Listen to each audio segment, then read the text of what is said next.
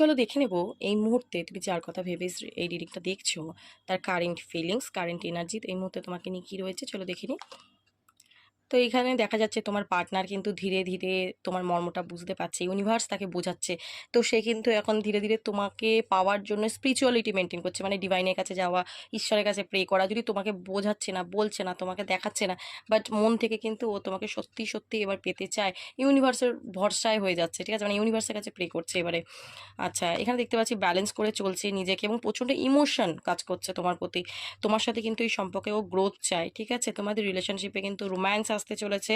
ওকে, romance অবশ্যই আসতে চলেছে, আবার নতুন করে ভালোবাসার সম্পর্ক আবার শুরু হতে চলেছে, নিউ বিগিনিং হতে চলেছে। তো এখানে আমি যেটা বললাম যে তোমার পার্টনার কিন্তু একদম চেঞ্জ, তোমার কাছে যখন আসবে না, তুমি দেখবে একদম চেঞ্জ হয়ে আসছে, একদম মানে তুমি যে মানুষটাকে এতদিন ধরে চিনতে, সে সেটা নয়, সে খুব স্পিরিচুয়াল হয়ে গেছে, সে অন্যভাবে জীবনটাকে দেখছে, এরকম কাইন্ড অফ নেচার তার মধ্যে থাকবে।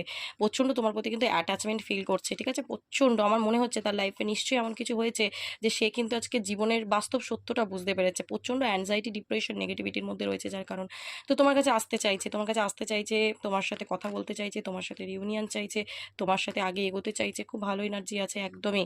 রিউনিয়নটা কিন্তু সে চাইছে, তোমার সাথেই রিউনিয়ন চায়, তোমার সাথেই সেলিব্রেশন চায়, তোমার সাথে হ্যাপি জীবন, ঠিক আছে, সেটা চায়। তো এনার্জিটা খুব ভালো, এনার্জিটাকে ক্লেম করো, ইউনিভার্সকে গ্র্যাটিটিউড প্রে করো। ওকে, চলো, থ্যাংক ইউ সো মাচ।